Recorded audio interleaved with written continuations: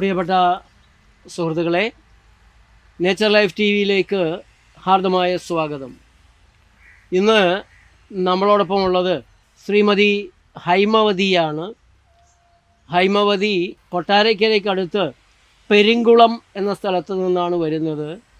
ഏതാനും മാസങ്ങൾക്ക് മുമ്പ്, എത്ര കൊല്ലമായിട്ടുണ്ട്? 4 വർഷമായി. 4 വർഷമായി. 4 വർഷമായി.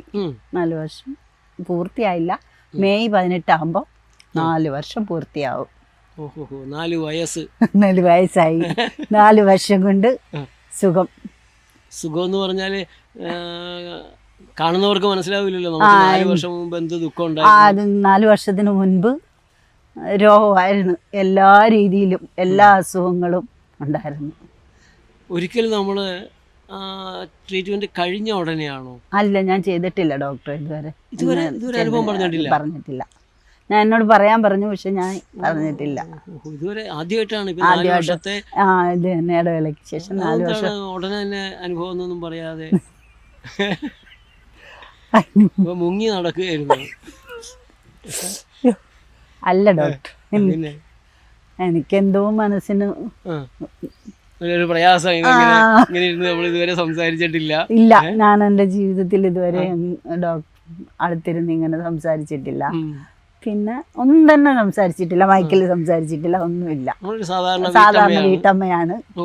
വീട്ടമ്മയായിട്ട് ജീവിച്ചതാ. അതുകൊണ്ട് നമുക്ക് മനസ്സിനൊരു പേടിയുണ്ട്. പക്ഷെ ഒന്നും പേടിക്കേണ്ട കാര്യമില്ല. നമ്മുടെ വീഡിയോ കാണുന്ന ആളിലൊക്കെ എന്ന് പറഞ്ഞു കഴിഞ്ഞാൽ നമ്മളിതുമായിട്ട് വളരെ യോജിപ്പുള്ളവരും അല്ലെങ്കിൽ അറിയാൻ ആഗ്രഹിക്കുന്നവരായിട്ടുള്ള ആളുകളാണ്. കുറച്ച് പേര് നമ്മളോട് എതിർപ്പുള്ളവരും ഉണ്ടാകും. ആ എതിർപ്പുള്ള ആളുകളും മാറി വരാൻ വേണ്ടിയിട്ടാണല്ലോ നമ്മൾ പ്രവർത്തിക്കുന്നത്. കൂടുതൽ പ്രവർത്തിക്കുന്നത് നമ്മളോട് എതിർക്കുന്നവരാണ്. അപ്പോൾ ഈ 4 കൊല്ലം മുമ്പ് ഇങ്ങോട്ട് വരാനിടയായ സാഹചര്യം എന്തായിരുന്നു? നമ്മൾ വന്നിരുന്നത് കായംകുളത്തിനും അടൂരിനോടൊക്കെയുള്ള വെട്ടിക്കോട് ക്ഷേത്രത്തിന് മുമ്പിലുള്ള നേച്ചർ ലൈഫിലാണ്. അവിടെയാണ് വന്ന് വരാനുള്ള സാഹചര്യം എന്ന് വെച്ച് കഴിഞ്ഞാൽ, ഞാൻ പിന്നെ 81 എൻ്റെ VSD ഓപ്പറേഷൻ കഴിഞ്ഞ്, അത് കഴിഞ്ഞതിന് ശേഷം VSD ഓപ്പറേഷൻ എന്ന് പറഞ്ഞാൽ ആളുകൾക്ക് മനസ്സിലാവണമെന്നില്ല. Heart operation. ഹാർട്ടിന് എന്തായിരുന്നു കുഴപ്പം? Open heart. ഇത് ഹോളുണ്ടായിരുന്നു, അത് അടച്ചതാണ്. ഹോള് 10 വയസ്സ് ബദ്ധത്തിലായിരുന്നു. ഹോളുണ്ടായിരുന്നു. അത് മെയിൻ ഓപ്പറേഷൻ ചെയ്തിട്ട് അത് അടച്ച് കഴിഞ്ഞതിന് ശേഷം 7 വർഷം കഴിഞ്ഞതിന് ശേഷം എൻ്റെ വിവാഹം കഴിഞ്ഞ് അടച്ച്. അത് കഴിഞ്ഞ് എനിക്ക് 2 വയസ്സിലാണ് ഈ ഓപ്പറേഷൻ കഴിഞ്ഞത്. 17-ാമത്തെ വയസ്സിൽ. 7 വർഷം കഴിഞ്ഞ് 24-ാമത്തെ വയസ്സിൽ കല്യാണം കഴിഞ്ഞു. അത് കഴിഞ്ഞ ശേഷം എനിക്ക് കുട്ടികളുണ്ടായി. 2 കുട്ടികളുണ്ടായി. 2ാമത്തെ കുട്ടിയുടെ ശേഷം ഓപ്പറേഷൻ വിജയകരമായിരുന്നു. മെഡിക്കൽ കോളേജിൽ വിജയരാഘവൻ ഡോക്ടറാണ് എന്നെ അഡ്മിറ്റ് ചെയ്തത്. ആ സമയത്ത് ആ ദ്വാരവും വെച്ചുകൊണ്ട് പ്രകൃതി ചികിത്സയ്ക്ക് വന്നാൽ അത് ശരിയാവണമെന്നില്ല. അവിടെ നമുക്ക് ഓപ്പറേഷൻ തന്നെയാണ് ചെയ്യേണ്ടത്. അത് ചെയ്തു. നമുക്ക് വിജയമായി സുഖമായിട്ട് ജീവിച്ചു വരുമായിരുന്നു. കല്യാണം കഴിഞ്ഞ് 2 കുട്ടികളായി. 2ാമത്തെ കുട്ടിയെ പ്രസവം കഴിഞ്ഞതിന് ശേഷമാണ് ശാരീരികമായിട്ട് ഓരോ അസ്വസ്ഥതകൾ ഇങ്ങനെ തുടങ്ങി. അതങ്ങ് ആദ്യമേ നെഞ്ചിനൊക്കെ പ്രയാസങ്ങളാണ് തോന്നി തുടങ്ങി. നെഞ്ചിന് പ്രയാസങ്ങളായി. അത് കഴിഞ്ഞതിന് ശേഷം ജോലി ചെയ്യുന്നതിന് വലിയ ബുദ്ധിമുട്ടായിരുന്നു. വീട്ടു ജോലികളാണ് ഞാൻ ചെയ്യുന്നത്, എങ്കിലും ആ ജോലികളൊക്കെ ചെയ്യാൻ വലിയ വിഷമമായിരുന്നു. അത് കഴിഞ്ഞതിന് ശേഷം ശരീരത്തിൽ നീര് വരാൻ തുടങ്ങി. ശരീരത്തിൽ ഇങ്ങനെ നീര് വന്ന് കഴിഞ്ഞാൽ ആ ഹാർട്ടിനെന്ന് പറഞ്ഞു കഴിഞ്ഞാൽ അത് ശരിക്കും അങ്ങ് വെയിറ്റ് ഹാർട്ടിന് തോന്നുമായിരുന്നു. നീര് വരുന്ന സമയത്ത് നല്ല വെയിറ്റ് തോന്നുമായിരുന്നു. നമുക്കന്നേരം അത് ഭയങ്കര ബുദ്ധിമുട്ടായിട്ടായിരുന്നു തോന്നുന്നത്. അങ്ങനെ അതിന് വേണ്ടിയിട്ട് മെഡിക്കൽ കോളേജിലും അത് കഴിഞ്ഞിട്ട് എൻ്റെ ഹസ്ബൻഡ് പട്ടാളത്തിലായതുകൊണ്ട് ECHS ഇത് വെച്ചിട്ട് രത്നാകരൻ റിട്ടയർ ചെയ്ത് വീട്ടിൽ. അപ്പം ഇത് പെൻഷൻ വന്നതിന് ശേഷം ECHS ചെന്നിട്ട് എഴുതി തരുമായിരുന്നു. അങ്ങനെ ECHS നിന്ന് എഴുതി അമൃതയിലേക്കാണ് തന്നെ. അപ്പോൾ അമൃതയിൽ ചെന്നപ്പോൾ അവർ പറഞ്ഞു വലിയ കുഴപ്പമൊന്നുമില്ല, ഇങ്ങനെ പ്രയാസമൊന്നുമില്ല, കുഴപ്പമൊന്നുമില്ല എന്ന് പറഞ്ഞു. പിന്നെ അങ്ങനെ ആയി കഴിഞ്ഞപ്പോൾ വീണ്ടും എനിക്കിങ്ങനെ ജോലി ചെയ്യാനുള്ള പ്രയാസങ്ങൾ കൊണ്ട് ഞങ്ങൾ ഓരോ ഡോക്ടർമാരെയും കണ്ട് ഹൊട്ടിയത്ത് ഹോളി ക്രോസിൽ പോയി. അത് കഴിഞ്ഞിട്ട് ഞങ്ങൾ ആയുർവേദത്തിൽ ചികിത്സിച്ചു. പിന്നെ അത് കഴിഞ്ഞിട്ട് പന്നിയോട് സുകുമാരൻ വൈദ്യർ എന്ന് പറയുന്ന ഒരു ഡോക്ടറെ അടുത്ത് ഒരു 3 വർഷം ഞാൻ മരുന്ന് സേവിച്ച്. അത് കഴിഞ്ഞിട്ട് വീണ്ടും അവിടുത്തെ ആണ് 3 വർഷം സേവിച്ച്. അത് കഴിഞ്ഞതിന് ശേഷം വീണ്ടും എനിക്ക് പല്ല് എടുക്കേണ്ടി വന്നു. അപ്പോൾ പല്ലെടുക്കാൻ പോയി കൊട്ടിയത്ത് ഹോളി ക്രോസിൽ ചെന്ന് കഴിഞ്ഞപ്പോൾ അവർ പറഞ്ഞു ഷുഗർ ഉണ്ടെന്ന്. അങ്ങനെ അവിടെ വെച്ചാണ് ഷുഗറിന് മരുന്ന് കഴിക്കാൻ തുടങ്ങിയത്. അത് 7 കൊല്ലത്തിന് മുമ്പാണ് ഷുഗറിന് മരുന്ന് കഴിക്കണമെന്ന് പറഞ്ഞാൽ. അങ്ങനെ അവിടെ തൊട്ടാണ് ഷുഗറിനും പ്രഷറിനും കൊളസ്ട്രോളിനും എല്ലാം മരുന്ന് കഴിക്കാൻ തുടങ്ങിയത്. ആ സമയത്ത് ഇതുപോലെ നീരും ഉണ്ട് നീരും പ്രയാസങ്ങളൊക്കെ ഉണ്ടെങ്കിലും ഈ അസുഖങ്ങൾ അറിഞ്ഞത് അതിൻ്റെ മരുന്ന്. അത് നീരും പ്രയാസങ്ങളും ഉള്ള സമയത്താണ് ഞാൻ പന്നിയോട് സുകുമാരൻ വൈദ്യരുടെ അടുത്ത് പോയിക്കൊണ്ടിരുന്നത്. ആ സമയങ്ങളിൽ എനിക്കത് അസ്വസ്ഥതയ്ക്ക് കുറവുണ്ടായിരുന്നു. അപ്പോൾ അത് കഴിഞ്ഞതിന് ശേഷം ഈ ഇംഗ്ലീഷ് മരുന്ന് കഴിക്കാൻ തുടങ്ങിയതിന് ശേഷമാണ് വീണ്ടും എനിക്ക് അസ്വസ്ഥതകൾ തുടങ്ങി തിരിച്ചു വന്നു. അന്ന് എനിക്ക് സുഖമുണ്ടായിരുന്നു. പോയ സമയത്ത് ചികിത്സയിൽ എനിക്ക് സുഖമുണ്ടായിരുന്നു. അത് കഴിക്കാൻ വന്നപ്പം പല്ലെടുക്കാൻ പോയതിന് ശേഷമാണ് അത് വന്നത്. വീണ്ടും പിന്നെ അത് തുടരെ അങ്ങ് മരുന്ന് കഴിച്ചു തുടങ്ങി.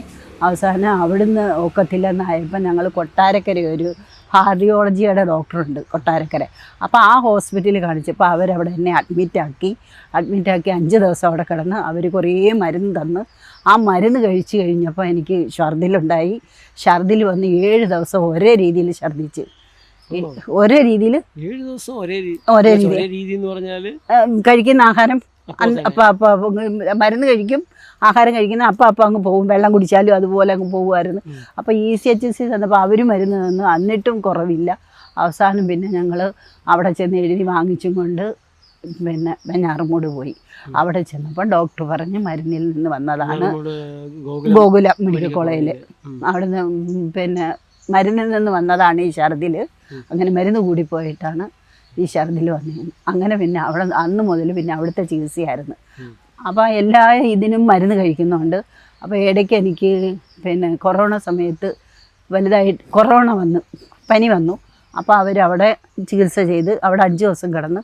5 ദിവസം കിടന്ന് കഴിഞ്ഞിട്ട് വീട്ടിൽ വന്നു കഴിഞ്ഞപ്പോൾ പിന്നെ എനിക്ക് ഒരു രീതിയിലും ഒന്നും ചെയ്യാൻ വയ്യാത്ത ഒരവസ്ഥ, മുറ്റത്ത് പോലും ഇറങ്ങാൻ വയ്യാത്ത ഒരവസ്ഥയായിരുന്നു. എന്ന് വെച്ചാൽ മുറ്റത്ത് ശ്വാസം മുട്ടുമായിരുന്നു. ശ്വാസം ഇങ്ങനെ മുറ്റത്തിറങ്ങി കഴിഞ്ഞിട്ട് അകത്ത് കയറാൻ പറ്റത്തില്ല. കയറി പോയി കഴിഞ്ഞാൽ എനിക്ക് പിന്നെ ശ്വാസം കിട്ടത്തില്ല. അതേ ഒരവസ്ഥയിലാണ് ഞാൻ ഇവിടെ വരുന്നത്. ഇവിടെ വന്ന 1 മാസം ഇവിടെ തടി ഉണ്ടായിരുന്നു. നല്ല വെയിറ്റ്, നല്ല തടി, 75 കിലോ ഉണ്ടായിരുന്നു. അങ്ങനെയാണ് ഇവിടെ വന്നത്. ഇവിടെ അന്ന് ആ സമയത്ത് എനിക്ക് നടക്കാൻ പോലും പറ്റത്തില്ലായിരുന്നു. നടക്കാൻ വയ്യാത്ത ഒരവസ്ഥയായിരുന്നു. അപ്പോൾ അങ്ങനെയാണ് ഞാനിവിടെ നേച്ചർ ലൈഫിൽ എൻ്റെ ഹസ്ബൻഡ് മൊബൈലിലൂടെ കണ്ട് ഡോക്ടറെ ഇത് പഠിച്ചതിന് ശേഷം എന്നെ ഇവിടെ കൊണ്ടുവന്ന് അഡ്മിറ്റാക്കി. അങ്ങനെയാണ് ഞാനിവിടെ വന്നത്. അങ്ങനെയാണ് എത്തിയത്. ഇപ്പോൾ ഇത്രയും വലിയ മെഡിക്കൽ കോളേജിലൊക്കെ ചികിത്സിച്ച് ECHSന്റെ ഈസി ആയിട്ടുള്ള മരുന്നുകൾ, പട്ടാളക്കാരല്ലേ, ഫ്രീ ആയിട്ട് മരുന്ന് എത്ര വേണമെങ്കിലും കിട്ടും. അപ്പോൾ ഇതൊക്കെ കഴിച്ചുകൊണ്ടിരുന്ന വലിയ വലിയ ഡോക്ടർമാരെ കണ്ടു, അമൃതയെ കണ്ടു, കൊട്ടിയം ഹോളി ഹോസ്പിറ്റലിൽ പോയി, അങ്ങനെയുള്ള ഹോസ്പിറ്റലൊക്കെ പോയി. എന്നിട്ട് ഇവിടെ വന്നു കഴിഞ്ഞപ്പോഴാണ് ഞാൻ ചെറിയൊരു ആശുപത്രി എന്നൊന്നും പറയാൻ പറ്റുകയില്ല. ആശുപത്രി അല്ല, അത് ദൈവമാണ്. അങ്ങനെയൊന്നുമില്ല. സത്യം ഡോക്ടർ എനിക്ക് എല്ലാവരും നടക്കുന്നത് പോലെ ഒന്ന് നടക്കണമെന്ന് ഭയങ്കര ആഗ്രഹമായിരുന്നു. എൻ്റെ കൂടെ ഉള്ളവരെല്ലാം നടന്ന് ഓടി പോകുന്ന നോക്കുമ്പോൾ എനിക്കിങ്ങനെ നടക്കാൻ പറ്റുന്നില്ലല്ലോ എന്നുള്ള ഒരു ചില സങ്കടം ഉണ്ടായിരുന്നു. ഇപ്പം എനിക്ക് നടക്കാനാവും. 4 കൊല്ലമായിട്ട് ഞാൻ മരുന്നൊന്നും കഴിക്കുന്നില്ല. ഒരു മരുന്നും കഴിക്കുന്നില്ല. ഹാർട്ടിൻ്റെ മരുന്നും കഴിക്കുന്നില്ല, ഒന്നും. പക്ഷേ ഞാൻ ചെക്കപ്പിന് പോകുന്നുണ്ട്. അവരവിടെ ചെല്ലുമ്പോൾ പറയുന്നു മരുന്നെല്ലാം കഴിക്കണം, മരുന്ന് കഴിച്ചില്ല എന്നുണ്ടെങ്കിൽ പിന്നെ സ്ട്രോക്ക് വരും എന്നാണ് പറയുന്നത്. പക്ഷെ ഞാൻ മരുന്ന് കഴിക്കുന്നെന്നാണ് അവർ ധരിച്ചിരിക്കുന്നത്. അവരങ്ങനെ പറഞ്ഞിട്ടും അവർക്ക് മനസ്സിലാവുന്നില്ല. മരുന്ന് അത് കഴിക്കണമെന്നാണ് അവർ പറയുന്നത്. അവർ കഴിച്ചിരിക്കണം, അതാ പറയുന്നത്. ഡോക്ടർ കണ്ടിട്ടില്ല. നമ്മുടെ നാട്ടിലെ ഡോക്ടർമാർക്ക് മരുന്നില്ലാതെ രോഗം മാറും എന്നുള്ളത് വിശ്വസിക്കാൻ പറ്റില്ല. പഠിച്ചിട്ടില്ല. മരുന്ന് കഴിച്ചില്ലെങ്കിൽ രോഗം കൂടി അങ്ങ് പോയിട്ട് കുഴപ്പത്തിലാവുന്നതാണ് അവരെ പഠിപ്പിച്ചിട്ടുള്ളത്. അതാണ് ഡോക്ടർ. ഞാൻ ചോദിക്കട്ടെ, ഇവിടെ വന്നിട്ട് ഇവിടെ എന്താ ചികിത്സ, എന്താ ചെയ്തത് വാസ്തവത്തിലൂടെ? ഇവിടെ ഭക്ഷണം ഇറച്ചി മീനും മുട്ടയും. ഓ ഇറച്ചി മീനും മുട്ടയൊന്നും അല്ല, പഴവർഗ്ഗങ്ങളും പച്ചക്കറികളും. അതേവരെ പഴം ഒരു സാധനം തൊടാതിരുന്ന നമ്മളെ പഴവും പച്ചക്കറികളും ഞാനത് ആസ്വദിച്ച് കഴിച്ചു. സത്യം, എൻ്റെ രോഗം മാറിക്കിട്ടാൻ വേണ്ടിയിട്ട് എല്ലാവർക്കും പ്രയാസമാണ്. അന്ന് എൻ്റെ കൂടെ നിന്നവർക്കൊക്കെ ഒരുപാട് പേർക്ക് പ്രയാസം ഉണ്ടായിരുന്നു. പക്ഷെ ഞാൻ അത് ആസ്വദിച്ച് കഴിച്ചു. ഇപ്പോഴും ഞാൻ അവിടെ നിന്ന് പറഞ്ഞു, ഞാൻ ആസ്വദിച്ച ആ ഭക്ഷണം ഇന്നും ഞാൻ അങ്ങനെ കഴിക്കുന്നത്. ആ ഭക്ഷണം ആസ്വദിച്ച് ഇന്നും കഴിക്കുന്നു. ഇന്നും അതേ രീതിയിൽ പോകും. അപ്പോൾ ഈ മാറ്റം എങ്ങനെയാണ് ഉണ്ടായത്? കുറച്ച് ഒരു 5 ദിവസം കഴിഞ്ഞ് ഞാൻ വന്ന് 2-3 ദിവസം കഴിഞ്ഞപ്പം ഇത് നോക്കി, പിന്നെ ഷുഗർ നോക്കി. അന്നൊക്കെ ഷുഗർ കൂടുതലായിരുന്നു. പിന്നെ അത് കഴിഞ്ഞതിന് ശേഷം 5 ദിവസം ഫാസ്റ്റിങ് നോക്കി. 5 ദിവസം ഫാസ്റ്റിങ് നോക്കി. ആ 5 ദിവസം ഫാസ്റ്റിങ് കഴിഞ്ഞ് നേച്ചർ ലൈഫിൽ അങ്ങനെ ഫാസ്റ്റിങ് ഞങ്ങളായിട്ട് പറയാറില്ലല്ലോ. ഞങ്ങൾ ഭക്ഷണത്തിലൂടെ രോഗം മാറ്റാം. 5 നേരത്തെ ജ്യൂസ്, 3 നേരത്തെ പഴങ്ങളോ, അല്ലെങ്കിൽ റാഗി, ചോറ്, തവളക്കലരി ചോറ്, അവിയൽ, തോരൻ, ഇങ്ങനെയൊക്കെയുള്ള ഭക്ഷണ സാധനത്തിലൂടെയാണ് ഇവിടെ രോഗം മാറ്റുന്നത്. ഇദ്ദേഹത്തെ 5 ദിവസം ആരാണ് പട്ടിണി കിട്ടുന്നത്? പട്ടിണിയല്ല, എനിക്ക് ജ്യൂസ് തരുമായിരുന്നു, വെള്ളം തരുമായിരുന്നു, എല്ലാം തരുമായിരുന്നു. എത്ര ജ്യൂസ് തരുമായിരുന്നു? രാവിലെ ഉച്ചയ്ക്കും രാത്രിയിലും തരുമായിരുന്നു. 3 ജ്യൂസും ബാക്കി വെള്ളവും. നാരങ്ങ നീര് ഇല്ല. ലാസ്റ്റ് ദിവസമായപ്പോൾ എനിക്ക് തല വല്ലാതെ തോന്നി. അപ്പം ഞാൻ അന്ന് ഇരുന്ന ഡോക്ടർ പോയി, വേറൊരു ഡോക്ടർ പകരം വന്ന ഡോക്ടറോട് ഞാൻ കരിക്കും വെള്ളം ചോദിച്ചു. അപ്പം എനിക്ക് ജ്യൂസ് തന്നു. കരിക്കും വെള്ളം അന്ന് വരെ 5-ാം ദിവസം വരെ എനിക്ക് വലിയ കുഴപ്പമൊന്നുമില്ലായിരുന്നു. അതിനുശേഷം എനിക്ക് 5 ദിവസത്തെ ഉപവാസം കൊണ്ട് എന്താണ് ശരീരത്തിലുണ്ടായ മാറ്റം? ഒരുപാട് മാറ്റം ഉണ്ടായി. 5 ദിവസം കൊണ്ടുള്ള ഉപവാസം കൊണ്ട് എന്ന് വെച്ചാൽ നടക്കാനെല്ലാം നല്ല ഇത് കിട്ടി. എനിക്ക് നല്ല ഉണർവ് കിട്ടി, ശരീരത്തിന് നല്ല ഉണർവ്. അന്നുള്ള ആ നീരും വീക്കവും 5 ദിവസം കൊണ്ട് ഞാൻ ജ്യൂസ് കഴിച്ചതിന് ശേഷം ഇവിടുന്ന് നടന്ന് അവിടെ അമ്പലം വരെ പോകുമായിരുന്നു. അമ്പലത്തിൻ്റെ മുമ്പ് വരെ പോകുമായിരുന്നു. നാഗരാജ ക്ഷേത്രത്തിൻ്റെ അവിടം വരെ പോകുമായിരുന്നു. എനിക്ക് ഒരുപാട് ആശ്വാസം. അപ്പോൾ അതോടൊപ്പം ശരീരത്തിലുണ്ടായ വ്യത്യാസങ്ങൾ വേറെ എന്തൊക്കെയാണ്? നീര് പറ്റി, ശ്വാസം മുട്ടൽ കുറഞ്ഞു, ശോധന അതും ശരിയായി. പിന്നെ വയറൊക്കെ ക്ലിയർ ആയിരുന്നു. വേറെ ചികിത്സയായിട്ട് എന്തെങ്കിലുമൊക്കെ ചെയ്തോ? ചികിത്സയായിട്ട് മണ്ണ് തേച്ചു, പിന്നെ എല്ലാം ഉണ്ടായിരുന്നു. ട്രീറ്റ്മെന്റും എല്ലാം കൂടെ, ഭക്ഷണവും ട്രീറ്റ്മെന്റും എല്ലാം കൂടിയിട്ടാണ് ഈ മാറ്റം വന്നത്. അപ്പോൾ അങ്ങനെ എത്ര ദിവസം ഇവിടെ നിന്നു? 30 ദിവസം തപസ് ചെയ്തു. ഈ 30 ദിവസം കഴിഞ്ഞ് പോകുന്ന അവസ്ഥ എന്തായിരുന്നു? പോകുന്ന അവസ്ഥ ഒരുപാട് സുഖമായിട്ടാണ് പോയത്. ആരും ഇവിടെ കരഞ്ഞുവെന്നോ, പോകുമ്പോ കരഞ്ഞുവെന്നോ എന്താ കേൾക്കണുണ്ടോ? സങ്കടമായിരുന്നു ഡോക്ടർ. സങ്കടം എനിക്ക് ഡോക്ടർ എനിക്ക് പോകാൻ, ഇപ്പോഴും എനിക്ക് പോകാൻ മനസ്സില്ല. എല്ലാ മാസവും വരും, ആരെങ്കിലും ഒക്കെ പിടിച്ചുകൊണ്ട് വരും. എനിക്കിപ്പോഴും എൻ്റെ മനസ്സ് ഇവിടെ കിടക്കുക. പോയ നമ്മൾ നാട്ടിലേക്ക് ചെന്നപ്പോൾ നമ്മൾ നല്ല തണ്ടും തടിയൊക്കെ ഇട്ട് എണീക്കാനും ഇരിക്കാനും കിടക്കാനും വയ്യാത്ത രീതിയിൽ ഇരുന്നപ്പോൾ ആളുകൾക്കെല്ലാം സന്തോഷമായിരുന്നു. ഇവിടുന്ന് ചെന്ന നമ്മളെ കണ്ടിട്ട് ആളുകൾ എന്താ പറഞ്ഞത്? അവർ എങ്ങനെ ഇത് ചെയ്യുന്നതെന്നാണ് അവർ ചോദിക്കുന്നത്. എങ്ങനെ ഭക്ഷണം കഴിക്കാതെ ജീവിക്കാൻ എങ്ങനെ പറ്റി? എങ്ങനെ ജീവിക്കാൻ പറ്റും? പുല്ലും വൈക്കോലും നിന്നിട്ട് ജീവിച്ചാൽ മതിയോ? എല്ലാവർക്കും അതാ. പക്ഷെ എന്നെ കൊണ്ട് ഒക്കത്തില്ലെന്നാണ് അവർ പറയുന്നത്. ചോറ് ഒരു നേരം കഴിക്കാതെ ഒട്ടും പറ്റത്തില്ലെന്നാണ് പറയുന്നത്. പറ്റുമെന്ന് പറഞ്ഞാലും പറയും പറ്റത്തില്ല. എങ്ങനെ പറ്റുന്നു എന്നാണ് അവരുടെ. ഇപ്പോഴും ചോറ് കഴിക്കാതിരിക്കുവാണോ എന്നൊക്കെ ചോദിക്കും. അപ്പോൾ അവർക്കറിയില്ലല്ലോ, കുറച്ച് ദിവസം ഈ പതിവുള്ള ഭക്ഷണം കഴിക്കുന്നത് ഒന്ന് മാറ്റി പുതിയൊരു ഭക്ഷണത്തിലേക്ക് വരുമ്പോൾ ശരീരത്തിലുണ്ടാകുന്നൊരു മാറ്റവും അവരെ പഠിപ്പിച്ചിട്ടില്ല, അവരെ കരുതുന്നില്ല. അതുമല്ല, അത് കഴിഞ്ഞാൽ കഴിക്കാമല്ലോ, കുറച്ച് ദിവസത്തെ കാര്യമല്ലേ ഉള്ളൂ. ഇല്ല, കഴിക്കണ്ട, ഇങ്ങനെ അങ്ങ് പോയാൽ മതി. ഇപ്പം എന്താണ് ഡയറ്റ്? ഈ 4 കൊല്ലമായിട്ട് വേറെ എന്തെങ്കിലും രോഗം വന്നോ? ഇല്ല, ഒരു രോഗവും വന്നില്ല. 4 കൊല്ലമായിട്ട് ഒരു രോഗം വന്നില്ല. ജീവിതത്തിൽ 4 കൊല്ലം രോഗങ്ങളില്ലാത്തൊരു സമയം ഉണ്ടായിട്ടുണ്ടോ എപ്പോഴെങ്കിലും? ഇല്ല. എന്തെങ്കിലുമായിട്ട് എപ്പോഴും ഇങ്ങനെ അസ്വസ്ഥതകൾ ഉണ്ടായിക്കൊണ്ടേയിരിക്കുമായിരുന്നു. അത് എനിക്ക് ഹാർട്ട് ഓപ്പറേഷൻ കഴിഞ്ഞതിന് ശേഷം അത് ഇടയ്ക്ക് പനി അങ്ങനെ പനി, പിന്നെ ശ്വാസം, നെഞ്ചുവേദന, ഇങ്ങനെ ഓരോരോ അസ്വസ്ഥതകളുണ്ടായിരുന്നു. എങ്കിലും എന്നെ ഒരുപാട് ഇത് കഷ്ടപ്പെട്ടത് യൂട്രസ് 47-ാമത്തെ വയസ്സിൽ യൂട്രസ് റിമൂവ് ചെയ്തതിന് ശേഷമാണ് ചെയ്തു. അതിന് ശേഷമാണ് വലുതായിട്ട് അസ്വസ്ഥത തുടങ്ങിയത്. അത് 47, ഞാൻ ഇപ്പോൾ ഇവിടെ വന്നിട്ട് എനിക്കിപ്പോൾ 63 വയസ്സുണ്ട്. 4 വർഷം, അപ്പം 59 വയസ്സ് വരെ. 47 തുടങ്ങി ഒരു 10-12 കൊല്ലം യൂട്രസ് മാറ്റിയിട്ട് നീര് വെച്ച് യൂട്രസ് എടുത്ത് മാറ്റിക്കഴിഞ്ഞാൽ ശരീരം നീര് വെച്ച് വെക്കുക, ജോയിൻസ് ദുർബലമാകുക, നടുവേദന വിട്ടുമാറാതെ പിടിക്കുക, നിരവധി തരത്തിലുള്ള പ്രശ്നങ്ങൾ വീഴാറുണ്ട്. ഏതോ ഒരു ഭാഗ്യത്തിന് പ്രകൃതി രീതികൾ ചെയ്താൽ അത് മാറി ആശ്വാസത്തോടെ ജീവിക്കാൻ കഴിയുന്നുണ്ടെന്നുള്ളതാണ്. അപ്പോൾ ആ പ്രയാസങ്ങളും എല്ലാം നമുക്ക് ഇതോട് മാറി 4 കൊല്ലമായിട്ട് നമ്മൾ പെർഫെക്റ്റ്ലി ഓൾ റൈറ്റാണ്. ഒരു ദിവസം പോലും രോഗമെന്ന് പറഞ്ഞ് ഇല്ല. ഇപ്പോൾ ഭക്ഷണം എന്താ കഴിക്കുന്നത്? ഇപ്പം രാവിലെ ചില ദിവസം പഴങ്ങൾ കഴിക്കും രാവിലെ. പിന്നെ ചിലപ്പം കുക്കുംബറും ക്യാരറ്റും കൂടെ എനിക്ക് ചവച്ച് തിന്നാൻ വയ്യാത്തതുകൊണ്ട് ജ്യൂസ് അടിച്ചിട്ട് അത് കുടിക്കും. പിന്നെ ഉച്ചയ്ക്ക് കൂരകോ അവിയലോ തോരനോ റാഗിയുടെ പ്രിപ്പറേഷനാണ് കൊണ്ടെടുക്കുന്നത്. പിന്നെ വൈകിട്ട് പഴം ഫ്രൂട്ട്സ് തന്നെ. ഇതിനിടയ്ക്ക് ജ്യൂസോ ഒന്നുമില്ല, വെള്ളം നെല്ലിക്ക ജ്യൂസ് കുടിക്കും. പിന്നെ ഉലുവ വെള്ളം കുടിക്കും. ഏതായാലും വളരെ സന്തോഷമായിട്ട് ജീവിക്കാൻ കഴിയുന്നുണ്ട്. ഹസ്ബൻഡ് എന്ത് പറയുന്നു? അത് ഹസ്ബൻഡിന് ഇതാ ഇഷ്ടം. രോഗിയാവാതെ എന്തെങ്കിലും ആദ്യത്തിൽ നമ്മൾ എന്തെങ്കിലും ഇത് കഴിക്കണമെന്ന് പറയുമ്പോൾ എന്നാ നീ രോഗിയായി ഇരുന്നോളാനാ പറയുന്നത്. അപ്പോൾ അദ്ദേഹത്തിൻ്റെ വലിയൊരു പിന്തുണയുണ്ട്. വളരെ വളരെ സന്തോഷമുണ്ട്.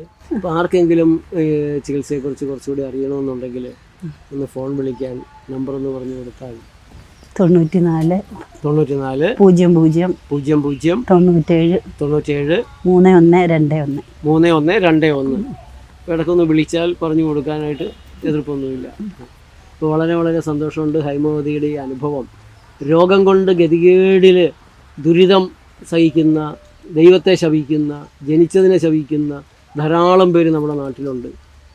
വളരെ നിസ്സാരമായിട്ട് അതൊക്കെ നമുക്ക് മാറ്റിയെടുക്കാവുന്നതേ ഉള്ളൂ എന്നുള്ളത് നിങ്ങൾക്കിപ്പോൾ ഹൈമവതിയുടെ അനുഭവത്തിൽ നിന്ന് അല്ലേ, ഇത്രയും ദുരിതം ഉണ്ടായിരുന്ന നമുക്ക് രക്ഷപ്പെടാമെങ്കിൽ, ഒരു രോഗമില്ലാതെ ജീവിക്കാമെങ്കിൽ, പ്രമേഹം ഉണ്ടായിരുന്നു, പ്രഷർ കൂടുതലായിരുന്നു, കൊളസ്ട്രോൾ ഉണ്ടായിരുന്നു, ഫാറ്റി ലിവർ ഉണ്ടായിരുന്നു, യൂട്രസ് പോയി, ഹാർട്ടിൻ്റെ പ്രശ്നത്തിൽ ഏതായാലും നമ്മൾ കൂടുതലൊന്നും ചെയ്തിട്ട് പക്ഷേ മേലിലൊരു കുഴപ്പം വരാതെ പ്രൊട്ടക്റ്റ് ചെയ്യാനായിട്ട് നമുക്ക് സാധിച്ചിട്ടുണ്ട്.